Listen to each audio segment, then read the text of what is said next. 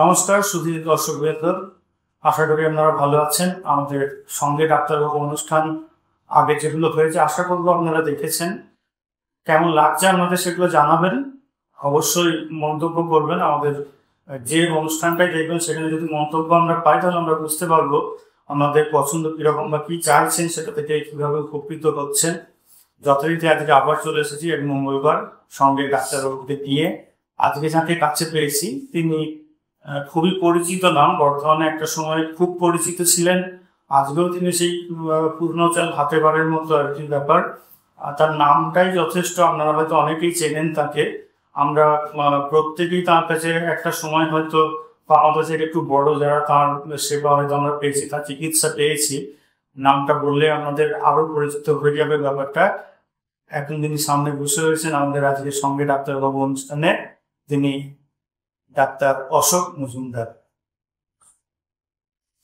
ডাক্তারবাবু, প্রথমে বললাম আপনি খুব পরিচিত মুখ, দীর্ঘদিন আপনি এই চোখ সংক্রান্ত চিকিৎসার সঙ্গে যুক্ত। খুব সাধারণ একটা ব্যাপার থেকে শুরু করি, তারপর আস্তে আস্তে আরো গভীরে যাওয়া যাবে। আমরা প্রত্যেকেই জানি চার্লসের খুব একটা সাধারণ রোগ, একটা কমন রোগ। এবার কতটা গুরুতর বা কতটা ভয়ানক সেটা তো আপনি বলবেন। এবারে চার্লসে একটা প্রচলিত মত আছে যে 40-এ নাকি চার্লসে ধরে, আবার এখনকার দিনে দেখা যাচ্ছে সেই মিথটা ভেঙে যাচ্ছে, মানে খুব কম বয়সের শিশুদের মতো এবং চার্লসে দেখা যাচ্ছে। তো এই জিনিসটা কি কেন হয় এবং এটা হলে এখান থেকে বেরিয়ে আসার উপায়টা কি? প্রথমে আমি বলি চার্লস এটা রোগ নয়। আচ্ছা, একটা শারীরিক অবস্থার পরিবর্তন যেমন হতে থাকে বয়সের সঙ্গে, সে হাড়ের হয়, চামড়ার হয়, কানের হয়, চোখের হয়। চোখে আমরা ফোকাস করি, আমাদের একটা লেন্স সিস্টেম আছে, সেই লেন্স সিস্টেমটা লেন্সটা কখনো মোটা হয় কখনো একটু পাতলা হয়, সেই দিয়ে ফোকাসটা দূরের কাছে করা হয়। এবার বয়সের সঙ্গে সঙ্গে লেন্সের এই যে চেহারা পরিবর্তনের ক্ষমতা, প্লাস্টিসিটি, সেটা কমে যেতে থাকে। এটা স্বাভাবিক বয়সের পরিবর্তন, সকলেরই একই বয়সে হয় না। যেহেতু এটা মোটামুটি 40-এর আশেপাশে হয়, সেই থেকে এই চার্লসের নামটা চলে এসেছে। চার্লসে ছোটদের হয়, শিশুদের হয়, একদম ঠিক নয়। সেরকম হলে অন্য কিছু ভাবতে হবে যে তার কোনো পাওয়ারের গন্ডগোল এসেছে, তাহলে ওরকম অসুবিধা তার কেন হচ্ছে। কাজে চার্লস এটা একদিক থেকে ইউনিভার্সাল, একটা স্বাভাবিক বয়সের পরিবর্তন, যেমন ছানি বা একটা বয়সের পরিবর্তন। হ্যাঁ, ছানি এখন জন্মের পরই কোনো শিশু থাকতে পারে, কিন্তু সাধারণভাবে 60 বছরের আশেপাশেই ছানিটা আমরা দেখে থাকি। আচ্ছা, মানে ছোটদের ক্ষেত্রে যেটাকে চার্লসে বা ছানি বলা হচ্ছে তোমার সেটা চার্লসে এবং ছানি একদম আলাদা কথা। আচ্ছা, ছোটদের চার্লসে হয় না। আচ্ছা, সেই ব্যাপারটাই নেই। ছানি রোগের কারণে ছেলেদের জন্মগত ছানি হতে পারে। সাধারণভাবে যে ছানিটা দেখি বয়সের ছানি, সেটা আরো পরে 50 পেরিয়ে বা 60-এর আশেপাশে পড়ে। আমাদের দেশে একটু আগে পড়ে, ওয়েস্টার্ন সোসাইটিতে একটু পরে। এটার পিছনে কি কোনো খাদ্যের গুণাগুণের ব্যাপারে? খাদ্যের গুণাগুণ নিয়ে অনেক পরীক্ষা নিরীক্ষা তর্ক-বিতর্ক হয়েছে। সাধারণভাবে খাদ্যের গুণাগুণ সেরকম উল্লেখযোগ্যভাবে নেই, তবে দেখা যাচ্ছে যারা অপুষ্টির শিকার, ম্যালনিউট্রিশন শিকার, তাদের মধ্যে ছানির ইনসিডেন্সটা একটু বেশি হতে পারে। আচ্ছা, এখন বর্তমানে যে সময় বাস করছে আর কি, এখন প্রত্যেককেই নানা রকম ইলেকট্রনিক ডিভাইস বলুন আর কি, মানে কম্পিউটার হোক, ল্যাপটপ হোক, মোবাইল হোক, সবসময় এগুলো মানে নেশার জায়গাটা বাদ দিলেও পেশাগত কারণে এগুলোকে আপন করে নিতে হচ্ছে, অনেক ক্ষেত্রে অনিচ্ছা সত্ত্বেও, যার ফলে তার একটা এফেক্ট চোখের মধ্যে আসছে। এবার এগুলো কি সত্যি চোখে একটা ভয়াবহ প্রভাব ফেলতে পারে, বা যদি ফেলে থাকে তাহলে এখান থেকে বেরিয়ে আসার রাস্তাটা কি, কিভাবে এটা থেকে মুক্তি পাওয়া যেতে পারে? ভয়াবহ প্রভাব কিছু নেই। আচ্ছা, তবে প্রভাব অবশ্যই আছে। সেই প্রভাব পড়লে মানুষের দেখা নিয়ে সমস্যা হয়, অসুবিধা হয়। যেটা বিশেষ করে কোভিডের পর থেকে সারা পৃথিবী জুড়ে হয়েছে, সেটা হচ্ছে ছোটদের, বাচ্চাদের স্কুল হচ্ছে না, খেলাধুলা হচ্ছে না, তারা এখন সেটাকে কম্পেনসেট করছে কিসে? ডিজিটাল স্ক্রিনে, সেটা অধিকাংশ ক্ষেত্রেই মোবাইল, কিছু ক্ষেত্রে কম্পিউটার বা ল্যাপটপ। এবং এইটা করার জন্য সারা পৃথিবীতে যেটাকে আমরা মায়োপিয়া বলি, শর্ট সাইটেডনেস, কাছে দৃষ্টির প্রবণতা, সেইটা সারা পৃথিবী জুড়ে অনেক বেড়ে গেছে। বলা হচ্ছে 1950 সাল নাগাদ পৃথিবীর 2 বাচ্চার মধ্যে একটা মায়োপিয়া হবে। মানে এই যে ছোট থেকে খুব কাছের জিনিসকে দেখতে গিয়ে তারা চোখের মাসেল, ওই যে বললাম লেন্সটার আকৃতির পরিবর্তন, এগুলো হতে হতে তার একটা প্রভাবে চোখে ওই মায়োপিয়া তৈরি হতে পারে এবং হচ্ছে। সেইটা একটা খারাপ জিনিস। মায়োপিয়া হলে তাদের তো তার চিকিৎসা সাধারণভাবে মাইনাস পাওয়ারের লেন্স নিতে হবে। এছাড়া এই যে কম্পিউটার ডিজিটাল ভিউইংয়ের একটা যে অসুবিধা, যেটা যেখানেবাসী বলে, সেটা হচ্ছে ডিজিটাল ভিউইং অনেকক্ষণ ধরেই তো টায়ার্ড হয়ে। কারণ আমি যখনই কিছু দেখছি, বিশেষত কাছের জিনিস, আমার চোখের মাসেলগুলো কাজ করছে। আমি যখন দূরে তাকিয়ে আছি বা দূরে তাকিয়ে হয়তো কিছুই দেখছি না, তখন সবে রিল্যাক্সড অবস্থায় আছে বলেই অত্যধিক কাছের জিনিস দেখে চোখকে কাজ করানোর মধ্যে দিলে কি হয়, চোখ টায়ার্ড হয়ে যায়, মাসেলগুলো বেশি ব্যবহার বলে অনেকের কি হয়, চোখ ব্যথা হয়, মাথা ব্যথা হয়, চোখের ইরিটেশন হয়। এবং আরেকটা জিনিস, আমি যখন কম্পিউটার বা ল্যাপটপ দেখছি, আমাদের এই যে ব্লিঙ্কিং রেট, চোখের পাতা পড়াটা কমে আসে। কারণ আমি ভালো করে মন দিয়ে দেখছি, এই চোখের পাতা পড়া কমলে চোখের যে জল সবসময় চোখের মনিটাকে, কর্নিয়াকে ধুয়ে দিচ্ছে, পরিষ্কার রাখছে, সেটা কমে যায়। তার ফলে চোখ একটু শুকনো হয়ে যায়, ড্রাই হয়ে যায়। বিশেষত এই এসি ঘরে থাকলে, যেখানে হিউমিডিটি কম বা হিউমিডিটি কন্ট্রোল হচ্ছে যেখানে, সেখানে তার একটা অসুবিধা হতে পারে। এবং এই ডিস্টারবেন্সে যে তাদের ঘুমের পর্যন্ত ব্যাঘাত হয়, মেজাজ খিটখিটে হয়ে যেতে পারে, ফলে চোখের যেটা আরাম দেখে সেটা কমে যায়। এবং সেটার জন্য প্রায় আমরা রোগীও পাচ্ছি, যারা এই ডিজিটাল ভিউটা বেশি করার জন্য তাদের চোখে নানা রকম উপসর্গ হচ্ছে। সেটাকে আমি সিমটম বলছি, উপসর্গ মানে রোগ হয়ে গেছে বলছি না। সেইটা থেকে তাকে তখন বেরিয়ে আসার জন্য কিছু জেনারেল অ্যাডভাইস দিতে হয়, কিছু ওষুধপত্রের ব্যাপার আছে, তখন যাতে লুব্রিকেটিং সলিউশন দিয়ে ভিজিয়ে রাখা যায়। এবং যেটা সারা পৃথিবীতেই যে একটা ফর্মুলা, সেটা হচ্ছে 20-20-20, মানে 20 মিনিট আপনি কাজ করুন, 20 সেকেন্ডের ব্রেক নিন, 20 ফুট দূরে তাকিয়ে থাকুন, তাহলে সেটা সাময়িকভাবে রিল্যাক্সড হবে, সে আবার দেখতে হবে।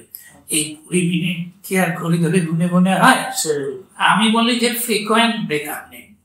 পড়াশোনা কম্পিউটারে যারা করছেন, মাঝে মাঝে একটুখানি অন্যদিকে স্ক্রিন থেকে একটুখানি সরে আসুন, না টেবিলে বসে স্ক্রিন থেকে সরে আসুন, চোখটাকে ফিট করুন, আবার কাজ করুন। সে ওটার উপায় আছে, তাদের তো লুক টু স্ক্রিন হয়ে বসে থাকতে হয়। তারপরে যেটা হয়, বেশিক্ষণ ওই টেবিলে কম্পিউটার ওয়ার্ক করলে ওই কোপের মধ্যে একটা একভাবে চেয়ারে বসে থাকার জন্য এরপর তাদের ব্যাক পেইন শুরু হয়। বলি পারলে একটুখানি হেঁটে আসুন, পজিশনটা চেঞ্জ করুন। কারণ ইয়াং ছেলেদের এখন যে হারে এই পিঠে ব্যথা, কোমরে ব্যথা হচ্ছে, সেটা দেখুন এই কম্পিউটার যুগের আগে এরকম ছিল। কারণ অনেক নড়াচড়া করতে, সেইটা একটা গুরুত্বপূর্ণ বিষয়। শারীরিক পরিশ্রমটা বেশি হতো এখন। আমরা ওই আমি বলে মজা করে বলি যে টেকনোলজি আমাদের আরাম দিয়েছে, সঙ্গে ব্যায়াম এনে দিয়েছে। আরাম পেয়েছি, ব্যায়াম নিতে হচ্ছে। আচ্ছা, এটা তো একটা দিক গেল, বা এটা থেকে আরেকটা জানা যেতে পারে একটা বিষয়, এই যে ডিভাইসগুলোর কথা বলা হলো, যে যন্ত্রাংশ বা যন্ত্রগুলোর কথা, এটা থেকে যে রেটা বেরিয়ে চলতে ক্ষতি করছে, সেই রেটাকে আটকানোর জন্য কোনো বিশেষ কাঁচ, মানে কোনো গ্লাস ব্যবহার করা যেতে পারে কি? এই ব্যাপারটা নিয়েও মানে চলতি ভাবে বাজারে ভুল ধারণা আছে। যাদের চোখে ন্যাচারাল লেন্স আছে, মাঝখানে বসান হয়নি, তাদের চোখ সব রেখে আটকে দিতে পারে, বিশেষ করে ভুল রেখে। ফলে বাজারে একটা চশমা নিতে গেলে তার ব্লু প্রোটেকশন দেবো, বিশেষ করে বাচ্চাদের পেলেও তো দোকানদাররা তাকে দিয়েছেন। সেটাকে আমি পুরোপুরি বাণিজ্যিক চেষ্টা বলি, অপচেষ্টা, কমার্শিয়াল। সাধারণভাবে যারা ঘরের মধ্যে আছেন কাজ করছে, এর কোনো চোখের ক্ষতি করে না। এবার যারা মাইনাস পাওয়ারে তারা একটু লাইট সেন্সিটিভ হয়, ফটো সেন্সিটিভ হয়, তারা রোদে গেলে তার চেঞ্জার নিতে পারে বা ব্লু টিন্টেড গ্লাস নিতে পারে, সেগুলো তাদের দরকার। বাইরে কিন্তু কম্পিউটার, ল্যাপটপ, মোবাইলে কাজ করাতে জন্য রেসে চোখের ক্ষতি ধারণাটা ঠিক না। আচ্ছা, হ্যাঁ, এগুলো আমাদের অনেকের উপর ধারণা থাকে, আশা করি আপনারাও শুনছেন, সেই জন্যই করা এগুলো, যাতে সাধারণভাবে আমরা জানতে পারি। আমাদের মধ্যে ভুল ধারণাগুলো ডাক্তারবাবুদের মতামত নিয়ে যাতে ভাঙে, সেই চেষ্টাটাই আমাদের উদ্দেশ্য আর কি। এত একটা প্রশ্ন করি, দেখবেন বা আমরা দেখি আর কি, গ্রামের মানুষদের তুলনায় শহরের মানুষদের চোখ সংক্রান্ত অসুখটা বেশি, বিশেষ করে যারা হয়তো কলকারখানায় কাজ করে, ধুলোবালিময় একটা পরিবেশের মধ্যে কাজ করে, চোখ জ্বালা করে, চোখের কিছু দেখে সবসময়। গ্রামের দিকে সাধারণভাবে মনে হয় হারটা অনেক কম। মানে এটা কি কলকারখানা বা শহরে দূষণ একটা কারণ? অবশ্যই ওই উপসর্গগুলো দূষণ থেকে হয়। আচ্ছা। আর সাধারণ গ্রামে যেখানে পরিবেশটা পরিষ্কার পরিচ্ছন্ন, সেখানে তার ওই পার্টিকেলস গুলো এসে চোখে পড়ছে না। এই যেমন আমি বর্ধমানে আমার অভিজ্ঞতা দিয়ে বলছি, আমার অনেক বছর হয়ে গেল বর্ধমানে, তখনের থেকে এখন চোখ জ্বালা করা, চোখে অস্বস্তির রুগী অনেক বেশি পাচ্ছে।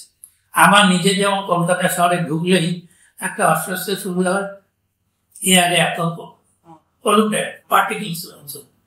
এটা ঠিকই বলেছেন যে দূষিত পরিবেশ থাকলে তার দূষণ তো নিতেই হবে, যেগুলো হাওয়ায় আসে। এটার জন্য কি কোনো সাবধানতা নেওয়া যাচ্ছে? সাবধানতা কি, যার কলকারখানা পরিবেশকে উন্নত করতে হবে যাতে তার বাতাসে দূষণ কম আসে, বাতাসটার যেন সার্কুলেশন থাকে, মানে বদ্ধ ঘরে থাকলেই সেটা বেশি হয়। হাওয়া খেলতে পারলে দূষণের পার্টিকেলসের পরিমাণ সংখ্যাও কমে যেতে হবে। এটার জন্য কোনো আলাদা ওষুধ হয় না, আদার দেন মাঝে মাঝে কলের জলে চোখ ধোয়া। কলের জলে চোখ ধোয়াটাকে আমি ওষুধের সমান উপকারী মনে করি। আচ্ছা, এটা কতবার করা যেতে পারে? দিনে 5-6 করে করবে, যেখানে এবার এটা নির্ভর করে সে কতটা দূষিত পরিবেশের মধ্যে আছে। পরিষ্কার জায়গায় হলে অসুবিধা নেই, কিন্তু দূষিত জায়গায় হলে তাকে উঠে দেখতে জল, বিশেষ করে বাইরে থেকে যখন ঘরে ফিরছেন হয়তো সেই সময় ঝাপটাটা নেওয়া দরকার। ঝাপটা বলে না, জল দিয়ে ধুয়ে নেওয়া। আচ্ছা, তাহলে চোখটা পরিষ্কার হয়ে গেল, পার্টিকেলস গুলো চোখ থেকে বেরিয়ে গেল, সরে গেল। অনেক সময় আমাদের সাধারণভাবে একটা খুব রোগ হয়, মানে কিছুদিন অন্তর অন্তর দেখা যায় একটা প্রকোপ বেড়ে যায়, হঠাৎ করে চোখ লাল হচ্ছে, খুব কড়কড় করে, ঘবড়াতে ইচ্ছা করে। হ্যাঁ, সেই সময় কালো গ্লাস পড়তে বলা হয়, অন্য কারো চোখে যাতে চোখ না পড়ে এসব বলা হয়, এবং জয় বাংলা, চোখ ওঠা, এসব আমরা বলে থাকি। মানে এটা কি সত্যি একটা রোগ, নাকি এটা খুব সাধারণভাবে ভয় পাওয়ার মতো কিছু নয় ব্যাপারটা? প্রথমে ভয় পাওয়ার মতো কিছু নয়। এতে দুটো জিনিস আছে, একটা যেটাকে আমরা জয় বাংলা বললে সেটা হচ্ছে রোগ জীবাণুর আক্রমণ, ইনফেকশন। সেটা এক সময় ওই বাংলাদেশ যুদ্ধের সময় কথাটা চালু হয়েছিল। হ্যাঁ, ওই যে কনজাংটিভাইটিস, সেটা যে ব্যাকটেরিয়া হয় বা ভাইরাস দিয়েও হয়, সেটা সহজে ছড়িয়ে যায়, কিন্তু সাধারণভাবে এটা মারাত্মক। সেক্ষেত্রেও পরিচ্ছন্নতা এবং আই ওয়াশ এটা খুব কাজ করে, সেই সঙ্গে ওষুধের ভূমিকাও আছে। আরেকটা চোখ লাল হওয়া, জ্বালা করার ব্যাপার হচ্ছে অ্যালার্জির জন্য। এই অ্যালার্জি বেসিসটা এক একজনের শরীরের মধ্যে থাকে, এবং অ্যালার্জির বিভিন্ন টাইপের আছে, এবং দূষিত পরিবেশেও কিন্তু চোখ লাল অ্যালার্জি হলো, চোখ চুলকাতে হলো, কারো হয়তো বর্ষাকালে অ্যালার্জি হয়, কারো শীতকালের দিকে অ্যালার্জি হয়, কারো বসন্তকালে অ্যালার্জি হয়। এইসব সময় বাতাসে যে সমস্ত ফুলের রেণু ইত্যাদি ভাসে, সেইগুলো অ্যালার্জেন হিসেবে তার শরীরে কাজ করে, সকলের হয় তার নয়। তখন ওই চোখ লাল হওয়া, চোখ চুলকানো, চোখ খুব জ্বলতে ইচ্ছা করে, এই জিনিসগুলো হয়। এবং এই জিনিসগুলো ছোটদের যেটা হয়, তাদের কোনোটা বেশ ভালো রকম হয়, এবং সেটার জন্য উপযুক্ত চিকিৎসা অবশ্যই দরকার, না গিয়ে চোখের দীর্ঘস্থায়ী ক্ষতি পর্যন্ত হচ্ছে। আচ্ছা, অনেক সময় তো বলে সবুজের দিকে আমরা বিভিন্ন বই পড়েছি, সবুজের দিকে তাকিয়ে থাকলে চোখ ভালো থাকে, মানে এটা সত্যি কতটা যুক্তিযুক্ত, এবং যদি হয়ে থাকে যুক্তিযুক্ত, তাহলে আমরা এখন যে সময় বাস করছি এখন ধরো সবুজ ধ্বংসের একটা মহাযজ্ঞ চলছে, চারদিকে গাছপালা কেটে দেওয়া, বনের পরিমাণ কমে যাওয়া। আর এটার হাত থেকে কি ঘরে কৃত্রিম ভাবে আমরা যে সমস্ত গাছগুলো লাগাই রাখি, ছোট পরিসরে বলছি, তার দিকে তাকিয়ে থাকলে বা গাছের একটু পরিচর্যা করলে এখান থেকে বেরিয়ে আসা যেতে পারে। হ্যাঁ, সবুজের দিকে তাকালে চোখ ভালো থাকে সেটা কথা নয়। সবুজ হচ্ছে প্রকৃতি, প্রকৃতির কাছে যত বেশি মানুষ থাকতে পারে সে তত শান্তিতে থাকতে পারে। এটা একটা চোখে দেখার সঙ্গে একটা মনের জোর আছে। কিন্তু ঠিকই যে সবুজ যদি কোনো কমে যেতে থাকে তাহলে তার সেই শান্তিটা চলে যাবে, মানে মানসিক অশান্তিটার জায়গায় আমরা চলে যেতে থাকবো। যেমন আমার চেম্বারে লিখে রেখে দিচ্ছি গাছ আমাদের গাছ লাগান, এবং এই গাছের পরিমাণ কমে যাওয়ার জন্য, বনভূমি কমে যাওয়ার জন্য, ডিফরেস্টেশন এত বেশি বাড়ছে, তাতে সমগ্র পৃথিবীর নানা ধরনের প্রতিক্রিয়া তৈরি হচ্ছে। এবং কারণ বিশেষ করে জলবায়ু পরিবর্তন হয়ে যাচ্ছে। জলবায়ু পরিবর্তন এখন টিভি খুললে দেখুন আমেরিকায় টেক্সাসে বিরাট ফ্লাড চলছে, এবং চীন দেশে মারাত্মক রকমের ফ্লাড চলছে, এবং এইগুলো এই সময় হয় না। এই জলবায়ু পরিবর্তন সবকিছু বৃষ্টিপাত হচ্ছে। হ্যাঁ, এই সারা এক সময় বৃষ্টিপাত ভালোই হতো, হ্যাঁ অনেক আস্তে আস্তে শুকিয়ে গেছে। হ্যাঁ, এখন আবার শুরু হয়েছে। মানুষ গাছ ধ্বংস করছে শুধু নয়, গাছের উপর নির্ভর করে যে জৈবিক পরিবেশ, জীবজন্তুর ব্যাপার, হ্যাঁ একদম পোকামাকড় থেকে ধরছে, সেইগুলো থেকে শুরু করে যে বড় জীবজন্তু তারা ভীষণভাবে ক্ষতিগ্রস্ত হচ্ছে। এবং তাদের যে স্বাভাবিক জীবন প্রক্রিয়া, এই যেমন অতিরিক্ত আলো একটা দূষণ, আমরা মনে করি আলো বেশি দিলে রাস্তাঘাট বেশি চকচক করুন, গাছের গায়ে পাখি পাখি আমরা আলো দিয়ে দিচ্ছি, এগুলো ভীষণ ভুল। এগুলো মানে আমাদের পরিবেশের বাস্তুতন্ত্রকে, মানে ওই গাছটাকে কেন্দ্র করে যে জীবন চলছে সেটা চোখে দেখছি না, এত ছোট ছোট পোকামাকড়, কিন্তু তাদেরও পৃথিবীতে বিশেষ বেঁচে থাকার প্রয়োজন আছে, এবং আমাদের স্বার্থে সেইটা আমাদের বোঝা দরকার। আচ্ছা, এবার একটা প্রশ্ন আছে ছোটদের সংক্রান্ত, শিশু সংক্রান্ত একটা প্রশ্নে, যেগুলো হয়তো অনেকেই জানতে চান, বা জানলে আমাদের প্রত্যেকের মনে কোনো কাজে লাগবে। আর একটা সময় ছিল আমাদের যারা ঠাকুমা, দাদু ঠাকুমা, জেঠিমা, ঠাকুরদা ইত্যাদি, বা অতটা বয়স্ক যদি নাও যে যারা একটু কম বয়স্ক, তাদের দেখা যায় চোখের রোগ অনেকটা কম। বর্তমানে যে সমস্ত শিশুরা জন্মগ্রহণ করছে দেখা যাচ্ছে অনেক ক্ষেত্রে হয়তো জন্মানোর কিছুদিন পর থেকেই চোখের বিভিন্ন সমস্যা দেখা দিচ্ছে। আর এই জিনিসটা কেন বাড়ছে ছোটদের মধ্যে চোখের রোগের প্রবণতা? সাধারণভাবে বেশ কিছু অসুখে আমরা আগে জানতাম না, এখন বেশি করে পাচ্ছি। তার একটা কারণ হচ্ছে আগে এই সচেতনতা ছিল না। আচ্ছা, সেই জিনিসগুলোর নির্ণয়টা, যাকে আমরা ডায়াগনোসিস বলি, সেটাও হতো না। আচ্ছা, যেমন ধরুন একটা স্কুলের ছেলে ক্লাস করে পরে হঠাৎ দেখা গেল তার একটা চোখে দেখতে পারে না, সেও জানে না, তার বাড়ির লোকও জানে না। এখন স্কুলে চেক করতে গিয়ে দেখা যাচ্ছে না, ও দেখতে পায় না, তখন তাদের পাঠানো হচ্ছে। এইগুলো বেড়ে গেছে, তার মানে এগুলো ছিল সেগুলো আগে ধরা পড়ছে, সেইটা একটা গুরুত্বপূর্ণ ব্যাপার। আর আমাদের যান্ত্রিক সভ্যতা এবং পলিউশন, দূষণ, স্বাভাবিকভাবে কিছু রোগ সারা শরীরের এবং চোখেরও বাড়িয়ে বা ডেকে আনছে, চোখের অস্বস্তি, চোখের আরামটা চলে যাচ্ছে চারদিকে। মানুষ শুধু যদি আধুনিক শহরের বড় বড় বাড়ি আর পিচের রাস্তা দেখে, সে কিছু ক্লান্ত হয়ে যাওয়ার কথা। কিন্তু সেভাবে একটু গ্রাম্য পরিবেশ, নদী, নালা, পুকুর, গাছপালা দেখে, সে মানসিকভাবে শান্তি পায়। আমার উন্নতি মানে নয় যে আমি খুব বেশি আলো একটা চকচকে শহরের জন্য। আমার উন্নতির মানে হচ্ছে আমার মনটাও কি ভালো লাগছে, সেইটার প্রতি গুরুত্বটা কিন্তু কমে যাচ্ছে। ওই যে বললাম আলো দিয়ে ভরিয়ে দাও, তাতে নাকি সব আধুনিক হবে, সবকিছু দেখা যায়। মানে শহরের পরিবেশের সঙ্গে গ্রাম্য পরিবেশের একটা সামঞ্জস্য থাকতে হয়। নিশ্চিত দুটোর কোনো একটা ফেলে গেলে তখনই অস্থিরতা বেশি তৈরি। গাছপালার দিকে আমাদের অত্যন্ত ধ্যান দেওয়া দরকার। কিন্তু বড় বড় রাষ্ট্রনেতার ব্যাপারগুলো দিয়েই তো একদম এই যে কি পরিমাণ গাছ ছিল পুলিশ লাইনের পাশে, সেগুলো নিয়ে আমরা হইচই করেছিলাম, সরকারের কাছে গিয়েছিলাম, ডিএমের সঙ্গে যোগাযোগ করছিলাম যে আপনারা গাছ কাটছেন, তার বিধি ব্যবস্থা। তারা তখন বললো আমরা এখান থেকে গাছ লাগাবো, ওইখান দিয়ে লেন করেছি, কিছুই হলো না।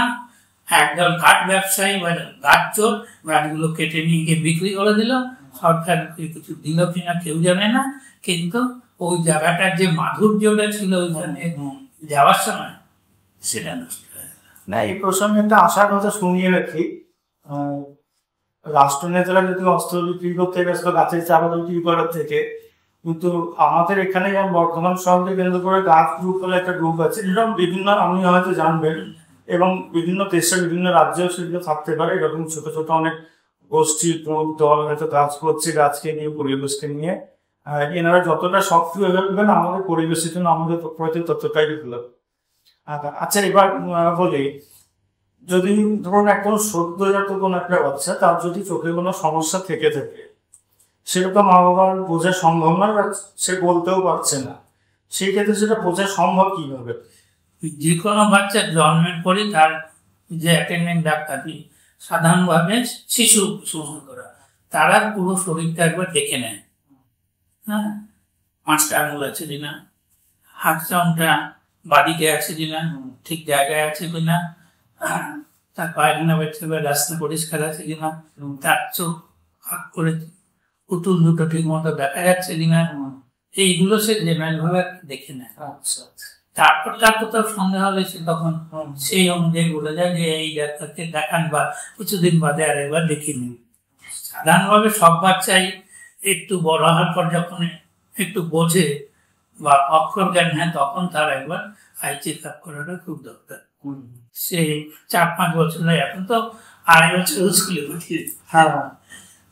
তাহলে আগে অনেক আগে ধরা পড়লে সেটার বিধান সম্ভব। এটা 4-5 বছরের মধ্যে একবার তার চোখ দেখে নেওয়া উচিত।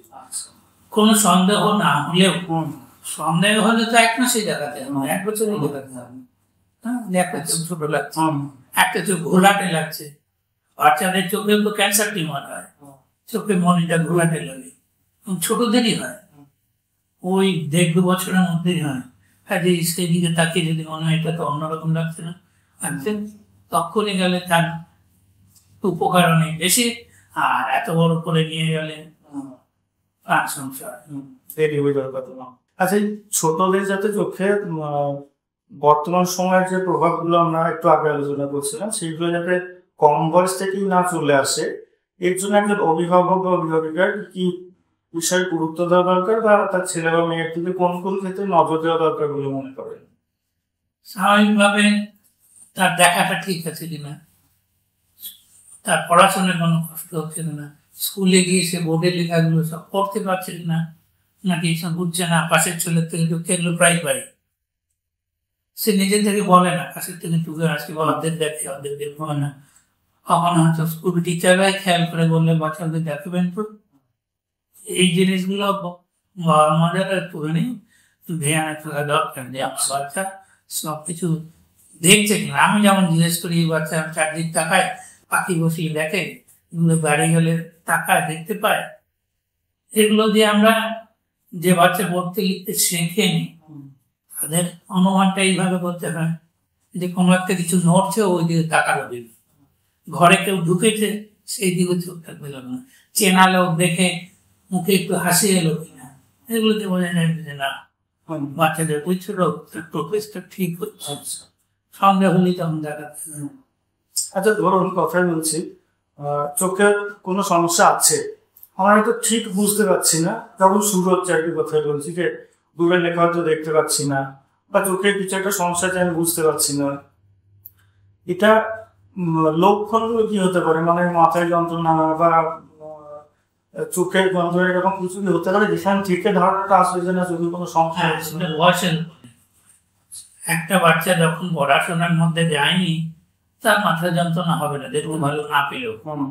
সে দিকে আছে। আচ্ছা আবার যে পড়াশোনার মধ্যে ঢুকে গেছে সে ভালো না দেখলে চোখ ব্যথা হবে, মাথা ব্যথা হবে, সম্পূর্ণ আমি দেখতে পাচ্ছি না। কাজে বয়স অনুযায়ী লক্ষণগুলো নিজেদের খেয়াল রাখতে হবে এবং স্বাভাবিক অস্বাভাবিক কিছু মনে হলে সঙ্গে সঙ্গে একবার সেই বিষয়ে ডাক্তারকে নিয়ে আসতে হবে।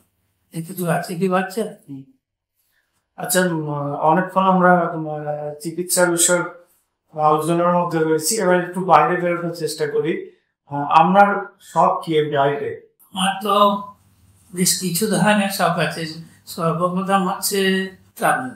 আচ্ছা, আমি নিজেকে টুরিস্ট বলি না, আমি ট্রাভেলার বলি। কারণ আমি ঘুরতে ভালোবাসি। পৃথিবীর সব কটা মহাদেশ, সব কটা মহাসমুদ্র আমি দেখেছি। উত্তর মেরু, দক্ষিণ মেরু দুই দেখেছি। আলাস্কা থেকে নিউজিল্যান্ড, দুটো পাশ, উত্তর পূর্ব এবং পশ্চিম তাও গিয়েছি। এবং এখনো আমার মনে হয় যে না, অত দূরে না যাওয়া হলেও আমি বাঁকুড়া, পুরুলিয়াটা ঘুরেছি। যেমন আমার সামনেই রয়েছে, পুরুলিয়া যাবো, বাঁকুড়া যাবো, সেগুলো আমার খুব ভালো লাগে। এছাড়া আমি আর্টসের সমস্ত ব্যাপারে খুব আগ্রহী। আমি পণ্ডিত নয়, বুঝি না, কিন্তু অল ফর্মস অফ আর্ট সেটা আপনি ছবি আঁকা বলতে পারেন, তুমি বলতে পারেন, গান বাজনা বলতে পারেন, এই ধরনের যে বই পড়া, কবিতা চর্চা, সবগুলোতে নাটক, সিনেমা, সেগুলোতে আমি সম্ভব হলে যাই, আমার ভালো লাগে, আমি উৎসাহ পাই। আচ্ছা, এই ঘোরাঘুরির ইচ্ছাটা কখন থেকে? ঘোরাঘুরির ইচ্ছাটা খুব ছোটবেলা থেকে। কারণ আমার এক কাকা ছিলেন, বিয়ে করেন, গেছিলেন, তিনি আমাদের গল্প বলতেন, আমাদের গ্রামের মেলায় নিয়ে যেতেন, এটা ওটা কিনে দিতেন। তখন তার কাছে একটা বই আমি কেদারবদ্রীর তখন প্রথম দেন ছোটবেলায়। সেই থেকে আমার মাথায় ঢোকে না কেদারবদ্রী তো একটা হিমালয়ের উপরে, সেটা তো খুব কঠিন যাওয়া। সেই ঠিকই এক সময় খুবই কঠিন ছিল। হরিদ্বার বা ঋষিকেশ থেকে 1 মাস সময় ধরে তাবু, লোকজন, লোক লস্কর নিয়ে যাতায়াতের সময় লেগে যেত। এখন তো একই দিনে যাচ্ছে। এটা জেনে ভালো লাগলো যে ইচ্ছাটা আমরা ছোট থেকে কিছু বই দেখছিলাম আপনারা এখানে ঢোকার আগে, তো একটু মজা করেই বলছে, কিন্তু মনে করবে না, মানে তখন এটা ভাবছিলাম যে আমি হয়তো চক্ষু চিকিৎসক বলেই দেখার ইচ্ছাটা একটু বেশি।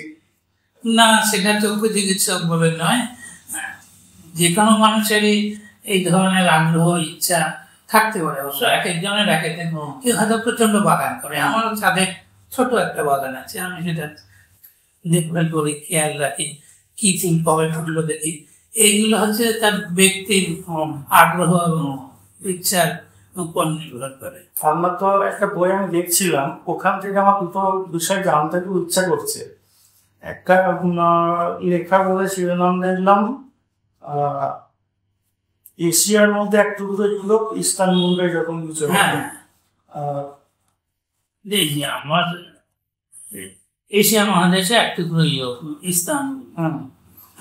এখানে গিয়ে কি এমন দেখলেন যে মনে হলো এটাকে এশিয়ার ইউরোপ বলা চলে? এশিয়ার ইউরোপ বলা চলে।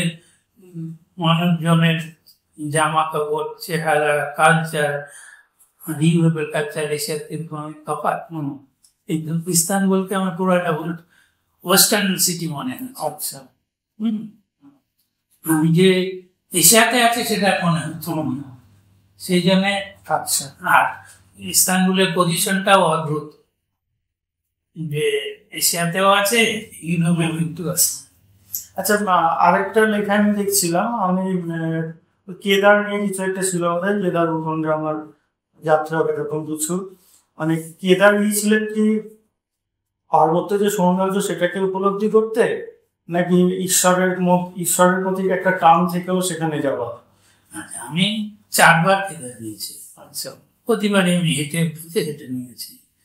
আমি পাহাড়ের ধর্মীয় স্থান বা ইত্যাদি সবগুলোই ঘুরেছি, একেবারে মানস সরোবর পর্যন্ত, কৈলাস সরোবর পর্যন্ত। কিন্তু আমার আকর্ষণ কোনো ধর্মীয় নয়, আমি পাহাড়কে ভালোবাসি। সেই সূত্রে আমি দেখতে গেছি তার টানে, ভালোবাসার টানে আমি সেখানে গিয়েছি। যে বলতে পারেন প্রাকৃতিক সঙ্গ, সাধারণ ভাষায় হিমালয় আমার দেবতা। পাহাড়কে আমার খুবই ভালো লাগে। আর আমরা ভারতবাসী হিসেবে গর্বিত যে হিমালয়ের মতো পর্বত তো পৃথিবীতে কোথাও নেই। ইউরোপের আল্পসকে খুব ভালো বলা হয়, দক্ষিণ আমেরিকার অ্যান্ডিসকে বলা হয়, কিন্তু হিমালয় থেকে অনেক তার তুলনা অত উচ্চতা, অত বিস্তার ওগুলো নেই। কাজে হিমালয় এখনো সুযোগ পেলে বেশি গিয়েছি, সুযোগ পেলে যাই। আমি এবারে বেস ক্যাম্পও ট্রেক করেছি। আচ্ছা, মানে আপনার বিভিন্ন বিষয়ে একটা আকর্ষণ রয়েছে আর কি। হ্যাঁ, সেটা ভালোবাসা রয়েছে।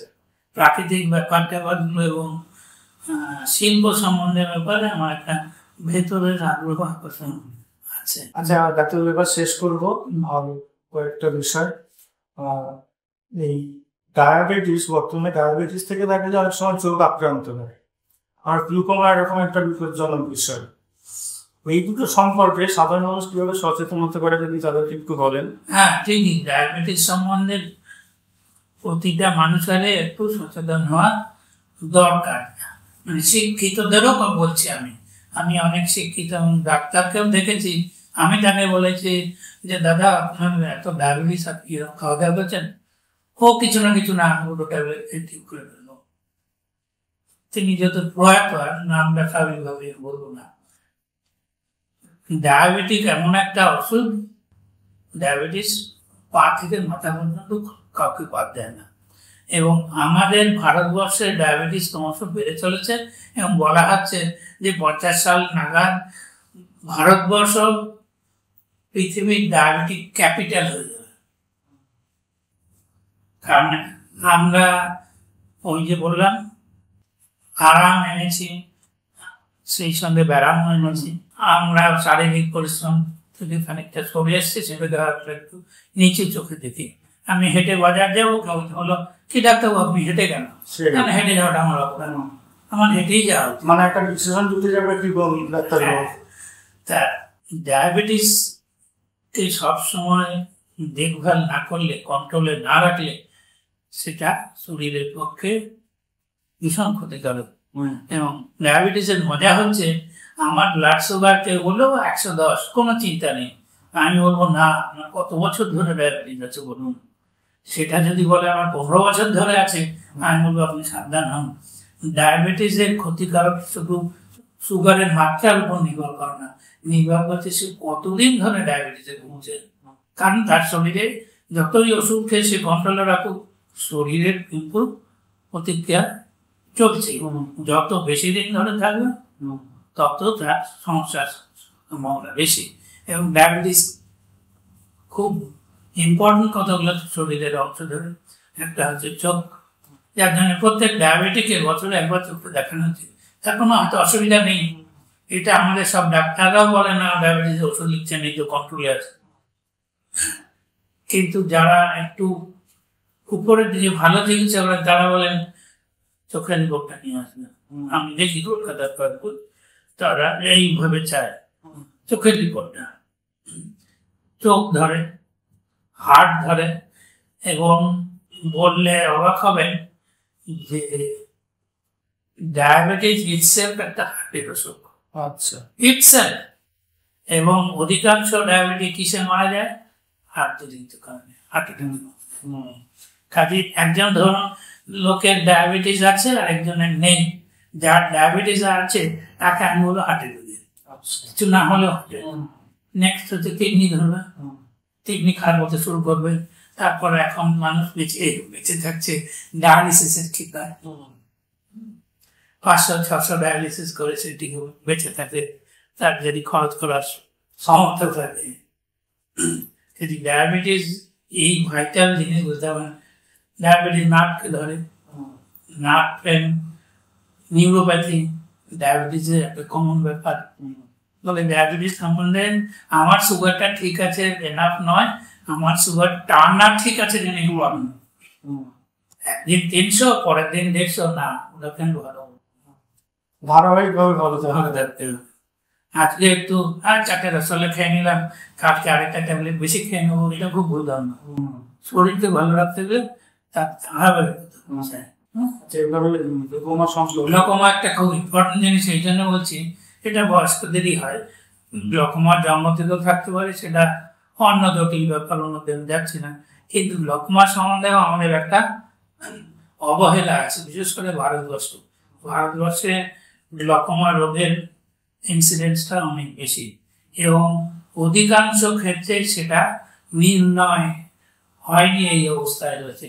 যখন সে বুঝতে পারছে তখন তার অনেকটা ক্ষতি আস্তে বাইরে এগিয়ে যাচ্ছে। তাই কারণ গ্লুকোমায় দু ধরনের আছে, একটা ব্যথা দিয়ে শুরু হয়, আর একটা কোনো কষ্ট হয় না। যেটা ব্যথা দিয়ে শুরু হয় সেটা একদিক দিয়ে ভালো, ডাক্তারের কাছে বলো, কিন্তু যেটা কোনো কষ্ট নেই, মানে স্টিল স্যাভিশন চুরি করে নিয়ে যায়, সেইটাই খারাপ। সেটা কি করে বোঝা যাবে? সেটা ওই ডাক্তারকে না দেখালে তো ধরাই করবে না। সে চোখের নার্ভ দেখবে, চোখের প্রেশার দেখবে, তারপর সে ভাববে না একটু গ্লুকোমা ধরে গেছে। এবং গ্লুকোমার মজা হচ্ছে যে নজরটা একবার খারাপ হয়ে গেছে সেটা ফিরবে না। একটা ছানি পাড়া অন্ধ লোক কাঁদতে কাঁদতে এলো, দুদিন বাদে হাসতে হাসতে বাড়ি যাবে ফুল মিশন নিয়ে। কিন্তু গ্লুকোমাতে আমরা কন্ট্রোলের চেষ্টা করি, কিন্তু যা ক্ষতি হয়েছে সেটাকে আমরা আমাদের দেশে এই ধরনের গ্লুকোমা তো বেশিরভাগ গ্লুকোমাই এইরকম টাইপটাই হয়। আমাদের ভাষায় ক্লোজার ওপেন অ্যাঙ্গেল আছে, যেগুলি ইন্ডিয়ানদের মধ্যে ওপেন অ্যাঙ্গেলে ক্লোজার অ্যাঙ্গেল প্রায় সমান, কিন্তু চোখ দেখানো 40-এর পর থেকে একটু অভ্যেস না থাকলে, প্রতি বছর না হোক 2-4 বছর পর এই গ্লুকোমা হচ্ছে কিনা সে বলবো এমন তো কোনো অসুবিধা নেই, তো খুব ভালো আছে, কিন্তু তার হয়তো গ্লুকোমাটা। আচ্ছা, এই সম্পর্কে একটা প্রশ্ন করি যে 1 বছর অন্তর বা 2 বছর অন্তর নিয়মিত দেখাতে বলছেন, ধরুন কেউ দেখাতে গেলে কিছুই হয়নি এবং রুটিন মাফিক দেখাতে গেলে যে কিছু হয়েছে কিনা আমার জানা দরকার, সেই ক্ষেত্রে সাধারণ দেখাতে গেলে কি সেটা ধরা পড়া সম্ভব? চোখের কোনো প্রবলেম? হ্যাঁ, সেটা কম্প্রিহেনসিভ দেখে নেবে। বিশেষ করে এই জিনিসটা তো দেখবেই, সে যেমন চোখের বাইরেটা দেখবেন, সেই চোখের পেছন দিকের পর্দা রেটিনা দেখতে গেলে ডায়াবেটিক রেটিনোপ্যাথি আছে কিনা ধরা পড়ে যাবে, গ্লুকোমা আছে কিনা দেখাবেন। এবং চোখ দেখাতে এলে তার চোখের চাপটা মাপাটা তাদের রুটিন ডাক্তারের কাজ। আচ্ছা ডাক্তার, দুটো বিষয়, অনেক সময় আমরা দেখি আমাদের আশপাশে অনেকে ট্যাঁড়া থাকে, চলতে করতে আমরা বলি আর কি ট্যাঁড়া, এটা কি চোখের পক্ষে কোনো ক্ষতিকর বিষয়? যেমন আছে থাকতে দেওয়া দরকার, বা দরকার মানে বলতে যে যেমন আছে ওরকম থাকলেই হলো, আমি চোখটা কোনো চিকিৎসাতে করিয়ে নেওয়াটা হলো। ট্যাঁড়া সাধারণত ছোট বয়সেই প্রকাশিত হয়, বোঝা যায়, এবং গ্রামের দিকে অনেকে ট্যাঁড়াটাকে গুরুত্ব দেয় না, বলে ও লক্ষ্মী ট্যাঁড়া আছে, থাক কিছু হবে না। এটা খুব ভুল ধারণা। অধিকাংশ ক্ষেত্রে যে চোখটা ট্যাঁড়া, সেই চোখের দৃষ্টি মাপলে দেখা যাবে কম যাচ্ছে। আচ্ছা, সেটা যদি ঠিকঠাক চিকিৎসা না করা যায় এবং যত আগে সম্ভব ততদের, তবে ফলটা ভালো পাওয়া যাবে। সেটা চশমা দিয়ে হতে পারে, চশমার কারণে ট্যাঁড়া হতে পারে, আবার চোখের অন্য অসুখের কারণে ট্যাঁড়া হতে পারে। যেমন আমি খুব বড় কথাটাই বলছি, চোখের একটা ক্যান্সার হলো, সেটা প্রথম বাচ্চাটা এলো চোখটা খুব ট্যাঁড়া, তারপর রেটিনাটা দেখতে গিয়ে দেখা গেল সেখানে ক্যান্সার হয়ে বসে আছে। আচ্ছা, সে কিন্তু এসেছে জাস্ট ট্যাঁড়া নিয়ে। এই ট্যাঁড়া জিনিসটাকে হালকাভাবে নেওয়া উচিত না, গুরুত্বপূর্ণ করা উচিত। খারাপ রোগ না থাকলেও ট্যাঁড়া চোখ সোজা না করে দিলে সেই চোখের দৃষ্টি কমে যাবে। ভবিষ্যতে সে যখন চাকরি ক্ষেত্রে যাবে, চোখের টেস্ট করে নিয়ে আসতে বলবে, তখন হয়তো তাকে বাতিল হয়ে যাবে। এবার ট্যাঁড়া কি কারণে কিভাবে হচ্ছে সেই অনুযায়ী মূলত সার্জিক্যাল ট্রিটমেন্ট আছে, সেটা খুব কঠিন জটিল নয়, তারা তাকে সোজা করে দেওয়া। তো মানসিকভাবেও একটা বাচ্চা ট্যাঁড়া আছে বলে তার মনে আঘাত হয় না, সে যখন একটু বড় হবে, বিশেষ সব মেয়েদের ক্ষেত্রে, তার কিন্তু ওদের একটা ভীষণ মেন্টাল হ্যাঙ্গিতে মাধ্যম, এটাও মাথায় রাখতে হবে। ট্যাঁড়া খেয়ে নজর দিতেই অবহেলা করলে হবে। আচ্ছা, অনেক ক্ষেত্রে দেখা যায় বিভিন্ন রোগের আমার বংশগত বলেছে কি, মানে যুক্তিসঙ্গত কারণ নেই, এরকম চোখের ক্ষেত্রে কোনো সমস্যা নেই? সারা শরীরেরই বিভিন্ন রোগেরই বংশগত ব্যাপার থাকে, সে চামড়াই বলুন চোখই, চোখের হাই মাইনাস পাওয়ার যদি বাবা মা থাকে সেই বাচ্চার মাইনাস পাওয়ার সম্ভাবনা খুবই বেশি। বাবার হাই ক্লাস পাওয়ার আছে, সেই বাচ্চার একটা চোখে হাই ক্লাস হয়েছিল। বংশে বাবা মা বা ভাইদের দেখা গেল ছানি করে আছে, অল্প বাচ্চা বসে, সেটাও বংশগত হতে পারে। এইরকম বংশগত রোগ তো চোখে আছে। এইগুলো আমি সহজ নাম বললাম, এর বাইরে কিছু জটিল হ্যাঁ যেগুলো বংশগত আছে। কাজে বংশগত রোগ হয় না এমন কোনো সিস্টেম নেই, সব সিস্টেমেই বংশগত রোগ পারে, এবং সেটা ধরা পড়লে অবশ্যই চিকিৎসা করাতে হবে, সেটা ঠিক করতে হবে। আচ্ছা, অনেক কিছু জানা হলো, আপনি সুন্দরভাবে বললেন, আপনার সঙ্গে চিকিৎসাবিদ্যার বাইরেও অনেক কিছু আমরা জানতে পারলাম। এরপর বলবো, আপনার যদি বিশেষ কোনো কথা বলার থাকে আমাদের দর্শকদের জন্য আপনি বলতে পারেন। বিশেষ কথা বলতে গেলে আমি শুধু ডাক্তার হিসেবে চিকিৎসার দিকে মন দেন বলবো না, আমি বলবো আপনি প্রকৃতির দিকে তাকান, প্রকৃতির কথা ভাবুন, প্রকৃতিকে ভালোবাসুন, তাহলে আপনি নিজে ভালো থাকতে সাহায্য করবেন।